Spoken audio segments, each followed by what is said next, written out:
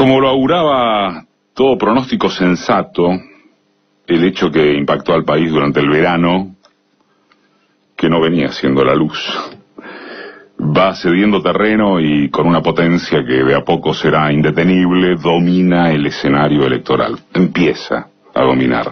Por peso propio y porque es un cuadro enmarañado, muy complejo, de vaticinio más difícil todavía, a cierto plano, en cierto plano. Esa paulatina esfumación del caso Nisman, más allá de los rebotes que pueda tener por vía judicial o a través de algunas declaraciones, no va en perjuicio de su gravedad institucional. Hay que decirlo porque hay demasiado tonto que nunca falta e interpreta otra cosa. Se esfuma como consecuencia de varios factores que son concurrentes. Primero la conmoción, después el aprovechamiento político, más tarde las revelaciones y contradicciones demostrativas de que se juegan en el tema intereses de todo tipo. Y finalmente el simple decurso de las cosas, porque por más grave que sea el episodio, y lo es, no es posible que un eje monotemático persista como tal. Con la economía en relativa tranquilidad, ni los fallos de Griesa provocan ya mayor escozor y los plazos electorales apurando definiciones, era obvio que ganarían lugar, empezarían a ganar lugar, más los nombres de candidatos que las propuestas en danza. El primer atractivo ante las PASO fue la conformación de listas aquí en Capital, en el espacio kirchnerista y en el macrismo. Lo demás, producido hacía rato el estallido de Fauna, gracias a los servicios de Elisa Carrió y la ambigüedad de sus coreutas, no interesó especialmente a nadie. En el Frente para la Victoria quedó una oferta amplia, muy amplia, sin mayores posibilidades para que haya choques ideológicos, sino de antecedentes y capacidad de gestión. En el PRO tampoco se prevén grandes discusiones políticas, ni muchísimo menos, pero la interna entre Horacio Rodríguez Larreta y Gabriela Michetti pinta para choques personales subidos de tono, porque la ex vicejefa porteña corre con despecho luego de que su rival fuese ungido por Macri como caballo del comisario. Michetti se presenta alerta frente a las andanzas del aparato macrista y hasta se permitió cuestionar a Larreta por el uso de recursos oficiales en la campaña. ¿Quién lo hubiera dicho? Gente tan republicana de la nueva política, haciendo lo mismo que los choripaneros kirchneristas.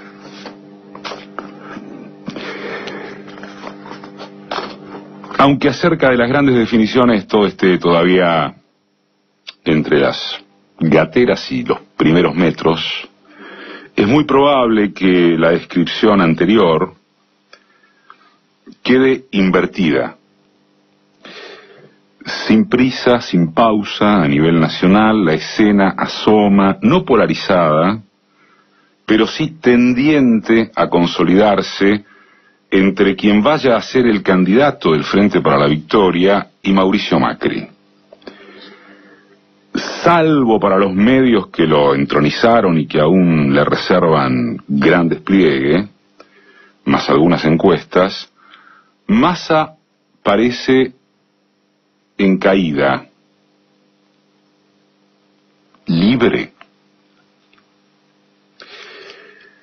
Cuesta creer que haya comprado el buzón de una prensa favorable, que lo inventó, en reemplazo de la construcción política inmensa requerida para tener aspiraciones presidenciales firmes.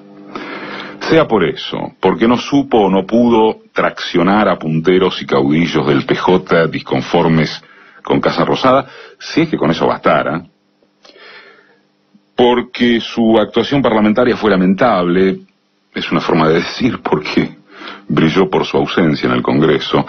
Por eso, o por lo que quiera agregarse, Massa llegó al extremo de casi no tener candidato en capital, y no cuenta con personalidades de fuste en prácticamente ningún distrito, como no fuere él mismo en la provincia de Buenos Aires. El radicalismo se presta para su convención nacional de este fin de semana, dentro de un rato, en Gualeguaychú, que será un espectáculo de enfrentamientos con un resultado oscilante entre desaparecer detrás de Macri y desaparecer entre varias tribus. Y en consecuencia no quedaría otra opción con chances reales que la enunciada hace unos segundos. Pero, siempre en potencial, con el desafío de qué discurso con cuál confiabilidad. En el caso de Macri está clarísimo. En el del kirchnerismo, no. Por fuera de la fortaleza de Cristina y de que ella continuará siendo la conductora del espacio, sea quien sea el postulante formal. En algún momento que se acerca, deberá ponérsele nombre a que su único heredero es el proyecto. Y eso ocurrirá entre las convicciones ideológicas y el pragmatismo.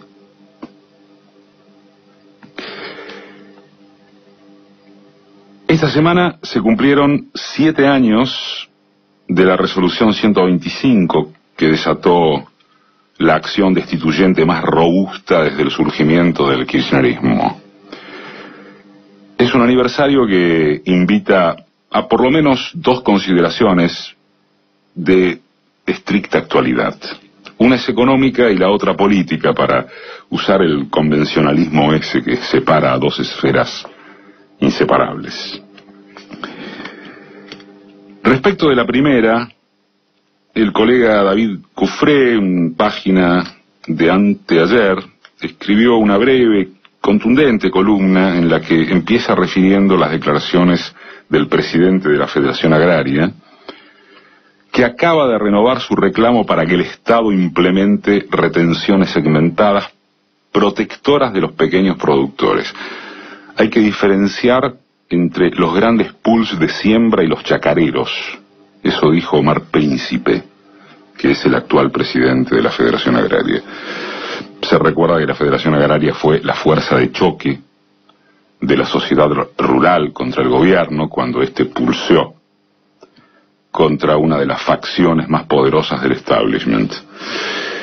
Ahora, mientras Eduardo Bussi y Alfredo De Angelis se mantienen firmes a la derecha, entre Massa y el PRO, un sector de la Federación Agraria que retomó su control admite el error de hace 7 años y reivindica el grito de Alcorta de 1912. Si la Federación Agraria hubiera acompañado la segmentación de retenciones, Príncipe no estaría pidiendo ahora lo que su entidad rechazó hace 7 años. El Estado, además, habría acumulado en ese periodo recursos importantes, aportados en una inmensa mayoría por los grandes productores, que facilitarían la ayuda a los más chicos en este momento. Como también lo dijo en este programa el sábado pasado el productor Luis Livolti, otro de los que fue recuperado para la línea histórica de la Federación Agraria es Pedro Peretti, ex director de la entidad, quien ahora reconoce, leo textual, que la organización gremial que nació para defender a pequeños y medianos productores terminó transformada en un partido político de orientación agraria cuyo objetivo central era desgastar y sacar a este gobierno. El colega Cufré se pregunta si acaso la proximidad de las elecciones presidenciales habrá influido para que un sector de la dirigencia del campo ensaye algo parecido a una autocrítica. Y uno cree que el interrogante se refuerza, ¿no es cierto?, al comprobarse que la medida de fuerza, el paro de estos días, impulsado por la Rural, CRA, Coninagro, las entidades que agrupan a los grandes productores, el paro en medio de una cosecha récord, no tuvo prácticamente efecto alguno. ¿Usted se enteró? Con lo cual quedó demostrado que los productores le dieron la espalda al seguir trabajando normalmente. Y en cuanto a la consideración política, vale recordar que aquella derrota gubernamental parida por la 125 fue interpretada como el comienzo del fin kirchnerista. Esa impresión se redobló un año después con la caída electoral. Y sucedió todo lo contrario.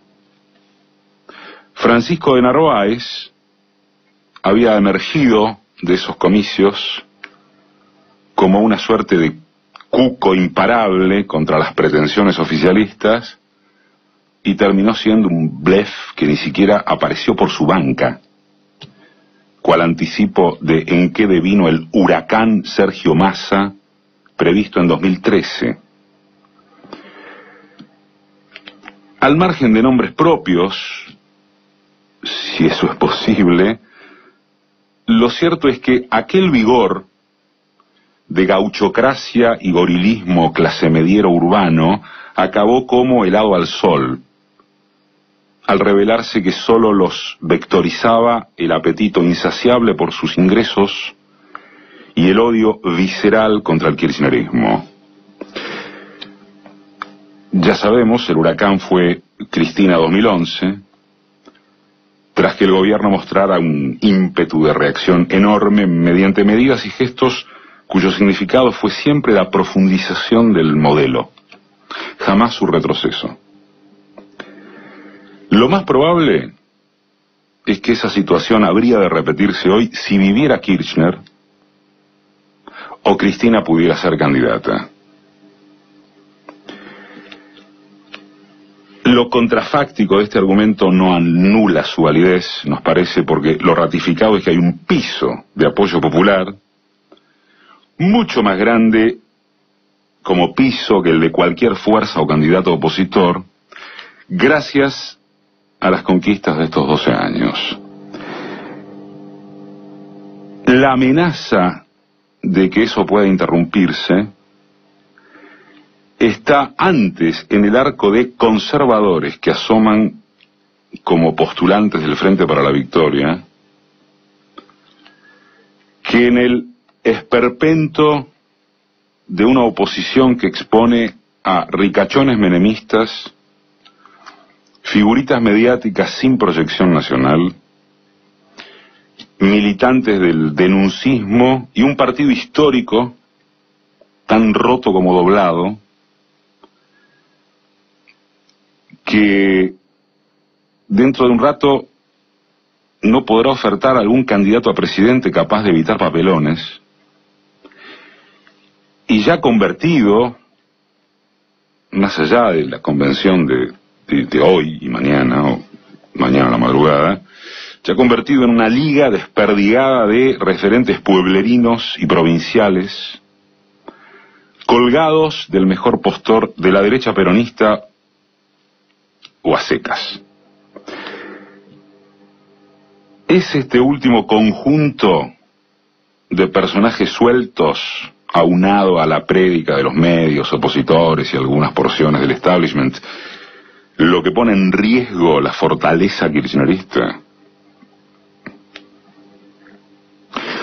¿O lo es la probabilidad de que figuras aguachentas rompan el legado del proyecto, modelo o energía, como ustedes quieran, que le permitieron a Argentina salir del infierno?